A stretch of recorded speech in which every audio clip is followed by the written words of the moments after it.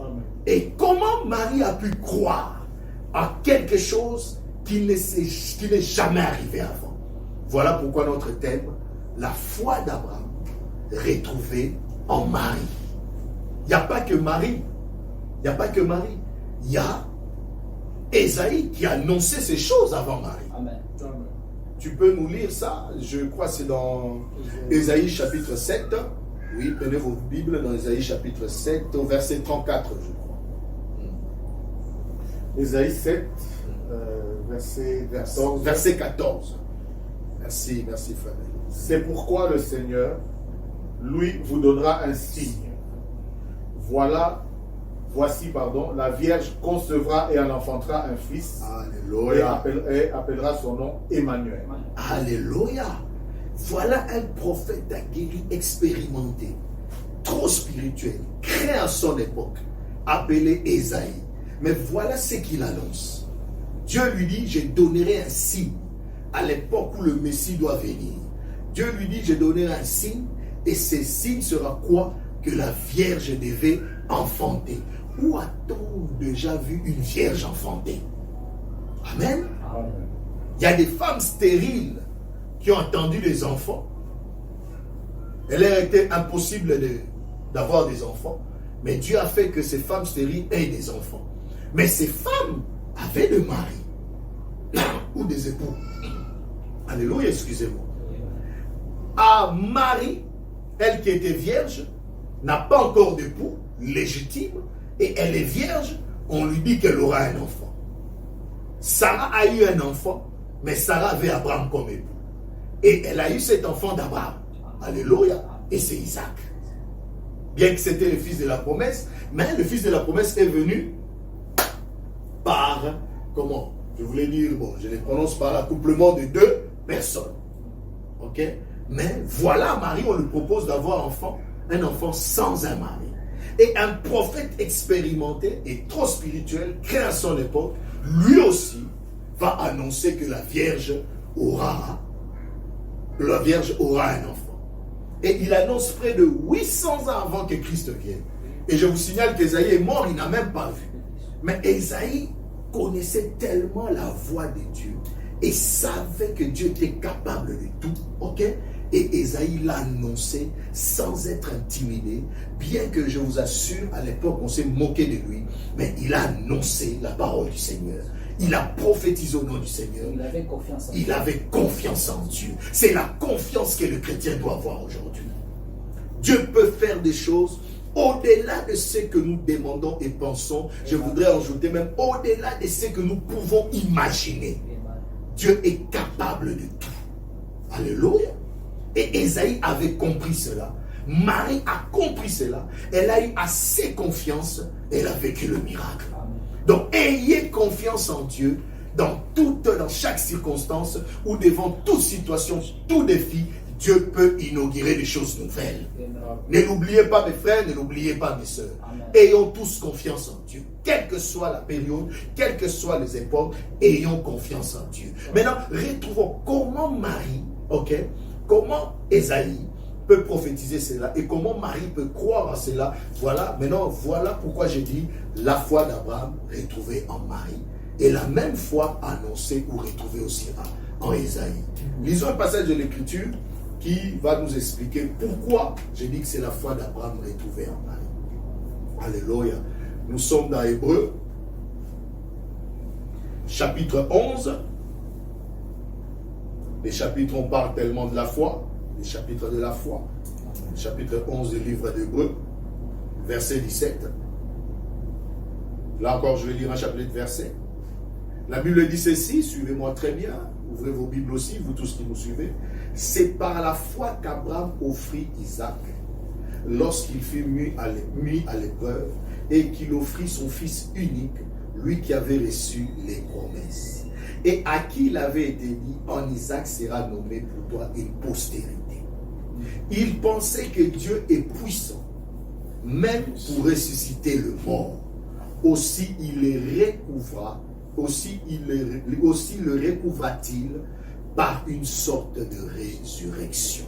Alléluia. Amen.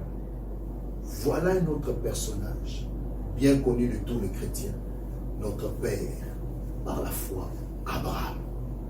Parce que le chrétien doit manifester la foi d'Abraham. La foi d'Abraham, pourquoi? Parce qu'Abraham est la première personne à laquelle Dieu a cru. Parce que les gens oublient cela. Il nous est demandé de croire en Dieu. Mais Dieu aime aussi. Dieu a eu une personne, une première personne dans la Bible, auquel ou à laquelle il a cru.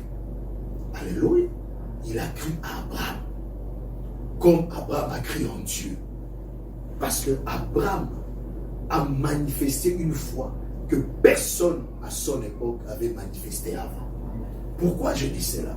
Parce que nous savons tous, et beaucoup de prédicateurs le savent, et enfants de Dieu, que jusqu'à l'époque d'Abraham, Dieu n'avait ressuscité encore personne. Abel est mort, tué par Caïn, il était bel et bien mort, et il n'a jamais été ressuscité. Ni Adam, ni Noé, après sa vieillesse, qu'il soit mort, Dieu n'avait ressuscité personne.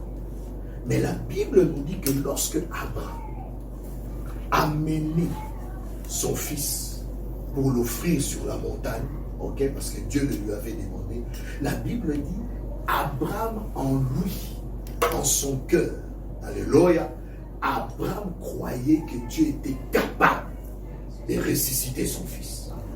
D'abord, parce qu'il ne pouvait pas croire que l'enfant que Dieu lui avait promis, et comme la Bible dit, en qui était faite la promesse, que ce même enfant, Dieu allait le tuer.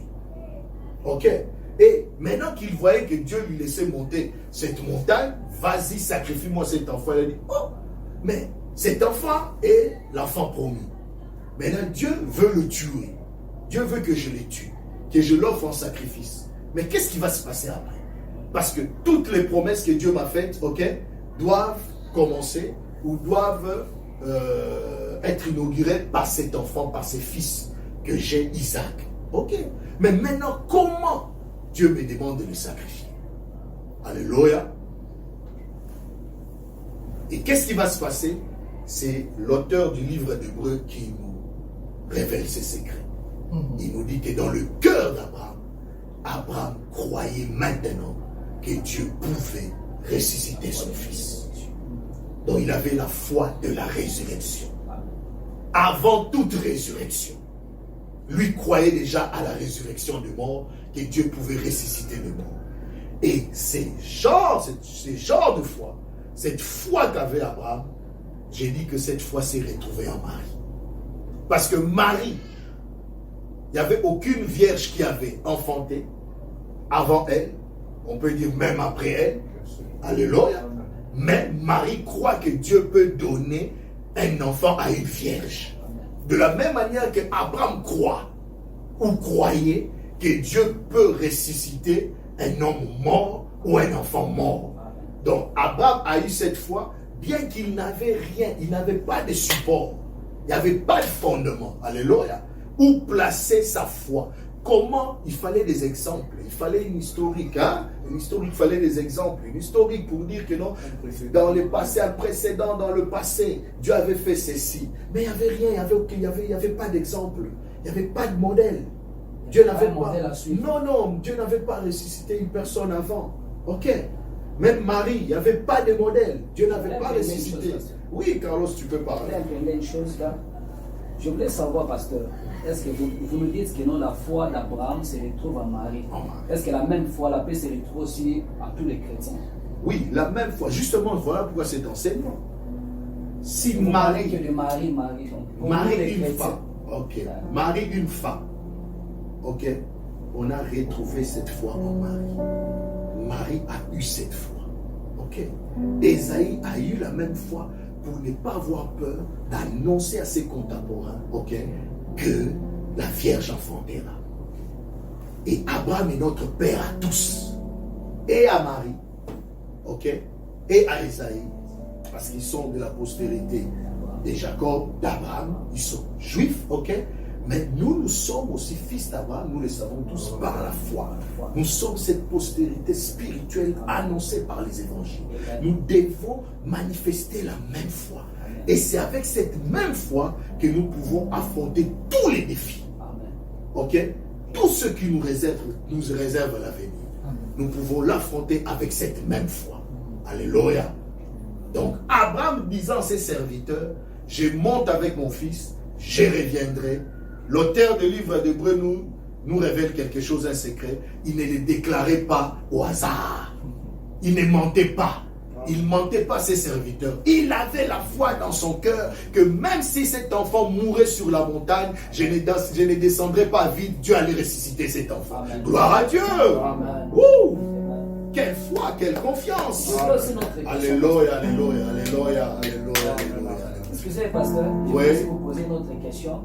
Oui, on nous signale qu'il y a la caméra, tu regardes un peu la caméra. Et ok, merci notre frère Christian. Ok, je voulais un peu poser la question, pasteur.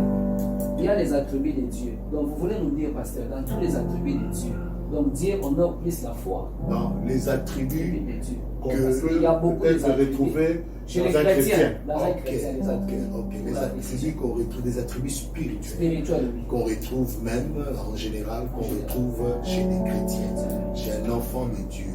Ok, il y a plusieurs attributs, mais je vous assure, comme tu l'as dit, Dieu honore plus la foi. Donc, tous les attributs, prophétie, parler en langue, tout ce que nous pouvons afficher, Dieu honore plus la foi. Quand je dis que Dieu honore plus la foi, c'est pour notre avantage. Amen. Dieu l'a fait exprès pour donner aux gens même qui ne méritaient pas sa faveur de le mériter. De la mériter. Ok? C'est ça le secret. Dieu nous accorde la foi pour que nous puissions, par cette foi, bénéficier des faveurs de Dieu que nous ne méritions pas. C'est ça le secret de l'évangile. Alléluia. Amen. Alléluia. Amen. Donc comprenez que la foi d'Abraham qui s'est retrouvée en Marie et qu'on a vu en Isaïe, cette même foi qui s'est retrouvée aussi en Isaïe, je voulais dire qu'on a vu en Marie, parce que l'enfant est venu, ok, venant d'une vierge, cette même foi peut être retrouvée en toi, en mon frère Élie, en moi et en vous qui nous suivez. C'est ça la révélation du jour. Donc vous pouvez avoir la foi, ok, la foi qui pousse Dieu à inaugurer de nouvelles choses, des choses qui ne sont même pas arrivées auparavant. Amen. Alléluia. Vous pouvez le faire avec Dieu. Amen. Pasteur, amen. Oui. Pasteur, je ne sais pas, je voudrais peut-être pour que vous nous éclairiez encore davantage.